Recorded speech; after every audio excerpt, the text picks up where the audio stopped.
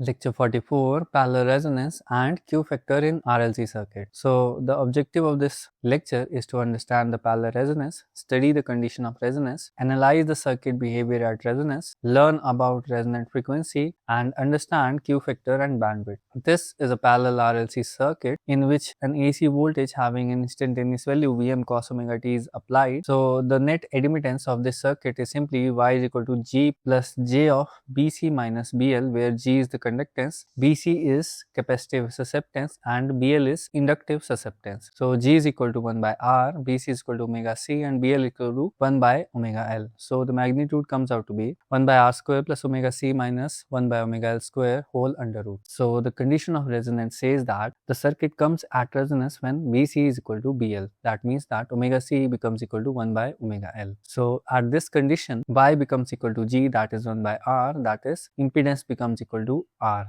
So, the circuit behaves like a purely resistive circuit at resonance. So, in order to find out resonant frequency, we have to solve this equation. So, omega square is equal to 1 by LC, and the resonant frequency is 1 by under root of LC. If it is to be written in the form of supply frequency, then F naught becomes equal to 1 by 2 pi under root of LC, because omega naught is equal to 2 pi F naught. Now, plotting susceptance versus frequency. So, net susceptance is BC minus BL. BC is equal to omega C. Therefore, in the plot, BC varies directly with respect of frequency. So, this plot corresponds to BC, and BL is equal to 1 by omega L, and this plot corresponds to BL. When I subtract this from this plot, we get this plot, and this is the net susceptance. So, at a resonant frequency, when BC equal to BL, the net susceptance is equal to 0. Below it, BL is greater than BC, therefore the circuit is inductive. That's why current lags voltage, and beyond the resonance, BC becomes greater than BL, therefore the net circuit becomes capacitive and current leads the voltage. Phase angle from the main circuit is simply tangent inverse of BC minus BL divided by R. At resonance, BC becomes equal to BL, therefore theta becomes equal to 0, and the current and voltage are in phase. That means that power factor,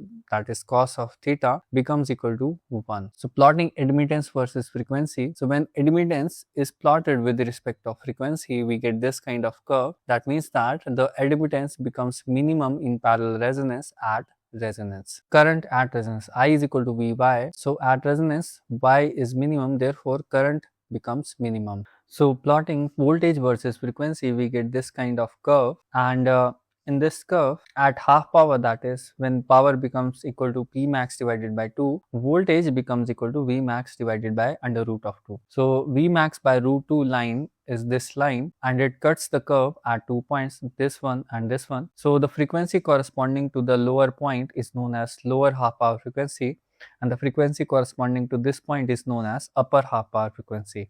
The difference between the two frequencies is simply the bandwidth. So, at half power, the frequencies can be obtained simply by this formula, that is minus plus 1 by 2 RC plus under root of 1 by 2 RC square plus 1 by LC. Moving on to quality factor. Quality factor is simply 2 pi into peak energy stored divided by energy dissipated per cycle. Quality factor basically decides the sharpness of this curve. So, higher the quality factor, higher the sharpness, lower the quality factor, lower the sharpness. In electrical definition, it is obtained with the help of current magnification formula, that is Q factor is simply IL divided by IR or IC divided by IR. And when we put the values corresponding to IC and IL, we get Q factor is equal to R by omega naught L for IL by R, and Q factor is equal to omega naught CR for IC by IR. The another relation between Q factor and bandwidth is simply quality factor is equal to resonant frequency per unit bandwidth, or it can also be equal to omega naught by bandwidth if bandwidth is taken in angular frequency format. So, let's solve this problem to further understand the concept. So, in this circuit, an RLC circuit is given